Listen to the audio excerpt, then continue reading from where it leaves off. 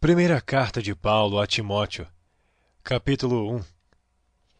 Paulo, apóstolo de Jesus Cristo, segundo o mandado de Deus, nosso Salvador, e do Senhor Jesus Cristo, esperança nossa, a Timóteo, meu verdadeiro filho na fé, graça, misericórdia e paz da parte de Deus nosso Pai e da de Cristo Jesus nosso Senhor.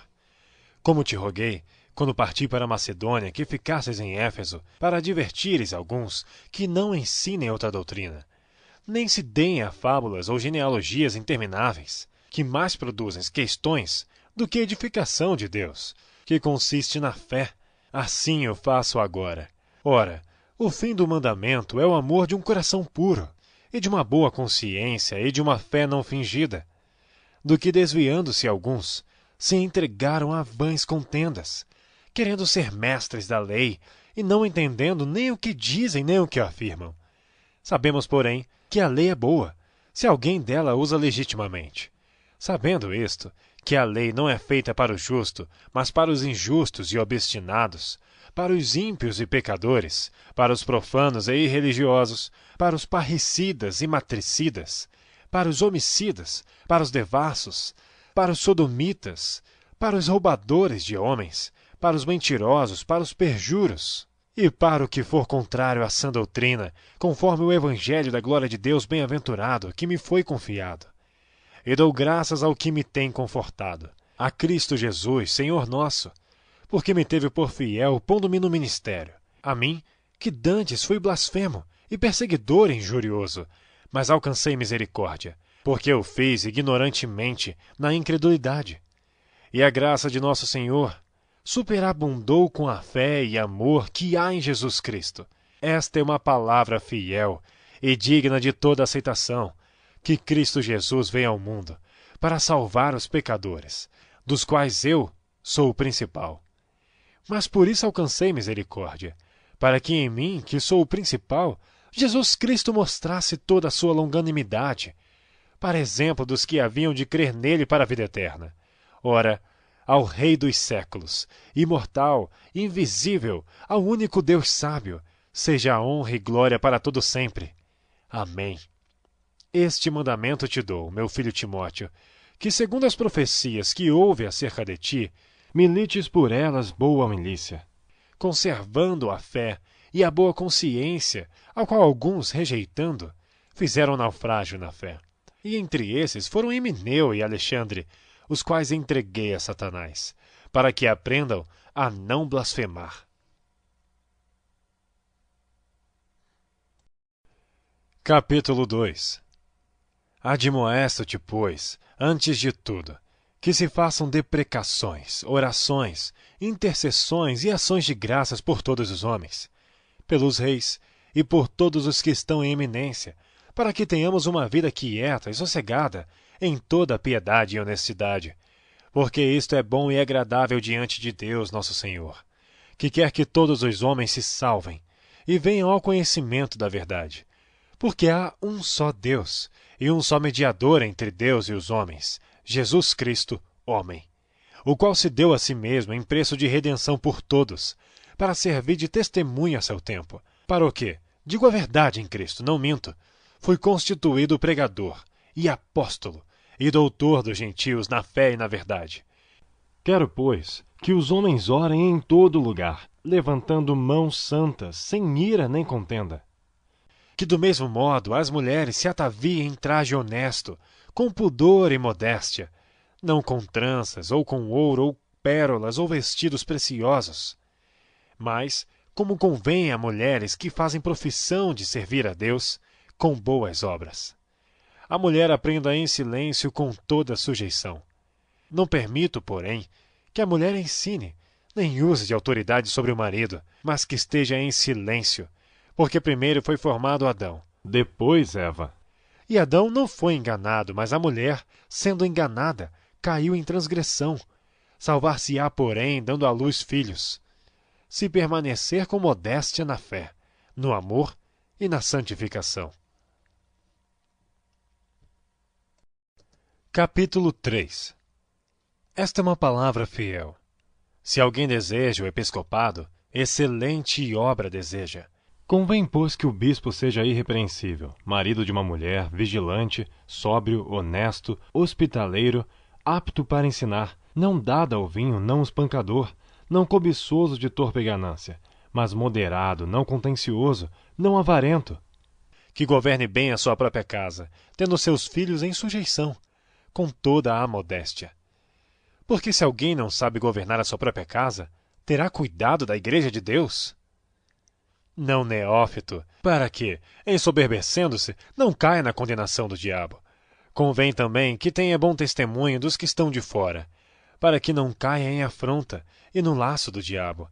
Da mesma sorte os diáconos sejam honestos, não de língua dobre, não dados a muito vinho, não cobiçosos de torpe ganância, guardando o mistério da fé numa consciência pura.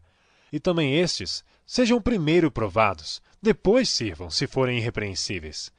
Da mesma sorte, as esposas sejam honestas, não maldizentes, sóbrias e fiéis em tudo. Os diáconos sejam maridos de uma só mulher, e governem bem a seus filhos e suas próprias casas. Porque os que servirem bem como diáconos adquirirão para si uma boa posição e muita confiança na fé que há em Cristo Jesus. Escrevo-te estas coisas, esperando ir ver-te bem depressa. Mas se tardar, para que saibais como convém andar na casa de Deus, que é a igreja do Deus vivo, a coluna e firmeza da verdade. E sem dúvida alguma, grande é o mistério da piedade. Deus se manifestou em carne, foi justificado no Espírito, visto dos anjos, pregado a gentios, crido no mundo, recebido acima na glória. Capítulo 4. Mas o Espírito expressamente diz que nos últimos tempos apostatarão alguns da fé, dando ouvidos a espíritos enganadores e a doutrinas de demônios, pela hipocrisia de homens que falam mentiras, tendo cauterizada a sua própria consciência, proibindo o casamento e ordenando a abstinência dos alimentos que Deus criou para os fiéis e para os que conhecem a verdade, a fim de usarem deles com ações de graças. Porque toda criatura de Deus é boa, e não há nada que rejeitar, sendo recebido com ações de graças. Porque pela palavra de Deus e pela oração é santificada. Propondo estas coisas aos irmãos, serás bom ministro de Jesus Cristo, criado com as palavras da fé e da boa doutrina que tens seguido. Mas rejeita as fábulas profanas e de velhas, e exercita-te a ti mesmo em piedade. Porque o exercício corporal para pouco aproveita, mas a piedade para tudo é proveitosa, tendo a promessa da vida presente e da que há de vir. Esta palavra é fiel e digna de toda a aceitação, porque para isto trabalhamos e lutamos, pois esperamos no Deus vivo, que é o Salvador de todos os homens, principalmente dos fiéis. Manda estas coisas e ensina-as. Ninguém despreze a tua mocidade, mas seu exemplo dos fiéis, na palavra, no trato, no amor, no espírito, na fé, na pureza. Persiste em ler, exortar e ensinar, até que eu vá. Não desprezes o dom que há em ti, o qual te foi dado por profecia, com a imposição das mãos do presbitério. Medita estas coisas, ocupa-te nelas, para que o teu aproveitamento seja manifesto a todos. Tem cuidado de ti mesmo e da doutrina. Persevera nestas coisas, porque fazendo isto, te salvarás tanto a ti mesmo como aos que te ouvem. Capítulo 5. Não repreendas asperamente os anciãos, mas admoesta-os como a pais, aos moços como a irmãos, às mulheres idosas como a mães, às moças como a irmãs, em toda a pureza. Honra as viúvas que verdadeiramente são viúvas. Mas se alguma viúva tiver filhos ou netos, aprendam primeiro a exercer piedade para com sua própria família e a recompensar seus pais, porque isto é bom e agradável diante de Deus. Ora, a que é verdadeiramente viúva e desamparada espera em Deus, e persevera de noite e de dia em rogos e orações. Mas a que vive em deleites, vivendo está morta. Manda, pois, estas coisas, para que elas sejam irrepreensíveis. Mas se alguém não tem cuidado dos seus, principalmente dos da sua família, negou a fé, e é pior do que o infiel. Nunca seja inscrita viúva com menos de 60 anos.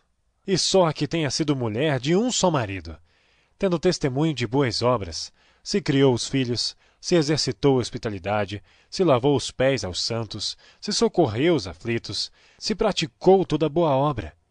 Mas não admitas as viúvas mais novas, porque, quando se tornam levianas contra Cristo, querem casar-se, tendo já sua condenação por haverem aniquilado a primeira fé. E, além disto, aprendem também a andar ociosas de casa em casa, e não só ociosas, mas também paroleiras e curiosas, falando o que não convém.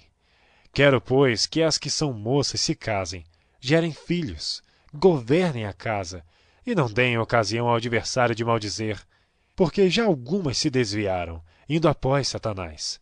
Se algum crente ou alguma crente tem viúvas, socorra-as, e não se sobrecarregue a igreja, para que se possam sustentar as que deveras são viúvas. Os presbíteros que governam bem sejam estimados por dignos de duplicada honra, principalmente os que trabalham na palavra e na doutrina. Porque diz a Escritura, não ligarás a boca ao boi que debulha, e digno é o obreiro do seu salário. Não aceites acusação contra o presbítero, senão com 2 ou 3 testemunhas. Aos que pecarem, repreende-os na presença de todos, para que também os outros tenham temor. Conjuro-te diante de Deus e do Senhor Jesus Cristo e dos anjos eleitos, que sem prevenção guardes estas coisas, nada fazendo por parcialidade. A ninguém imponhas precipitadamente as mãos, nem participes dos pecados alheios. Conserva-te a ti mesmo puro. Não bebas mais água só, mas usa de um pouco de vinho por causa do teu estômago e das tuas frequentes enfermidades. Os pecados de alguns homens são manifestos precedendo o juízo, e em alguns manifestam-se depois. Assim mesmo também as boas obras são manifestas, e as que são de outra maneira não podem ocultar-se.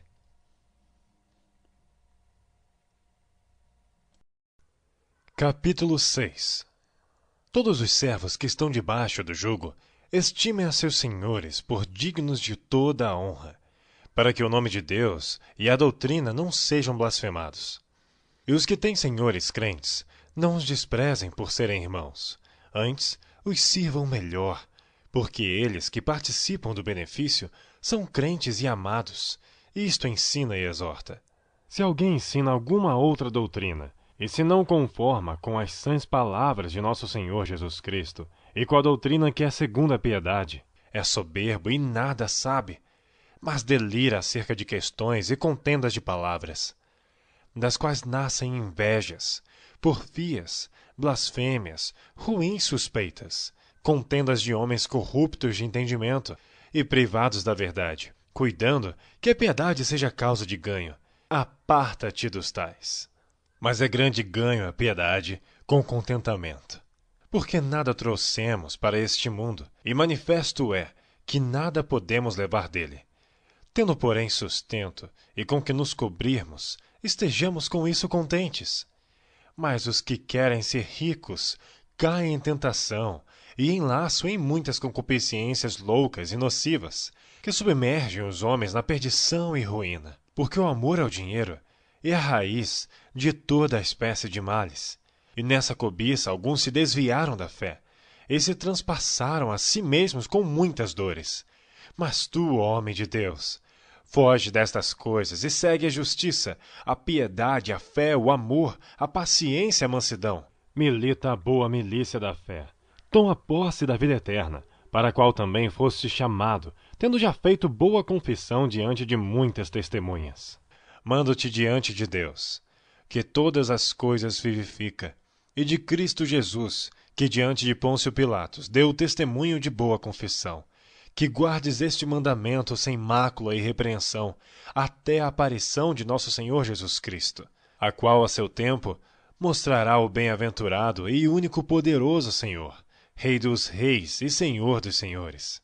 Aquele que tem, ele só a imortalidade, e habita na luz inacessível, a quem nenhum dos homens viu nem pode ver, o qual seja a honra e poder sempre eterno. Amém. Manda aos ricos deste mundo que não sejam altivos, nem ponham a esperança na incerteza das riquezas, mas em Deus, que abundantemente nos dá todas as coisas para delas gozarmos.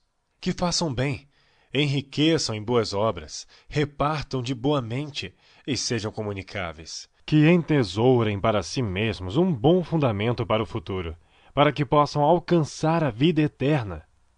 Ó Timóteo, guarda o depósito que te foi confiado, tendo horror aos clamores vãos e profanos e às oposições da falsamente chamada ciência, a qual, professando alguns, se desviaram da fé. A graça seja contigo. Amém.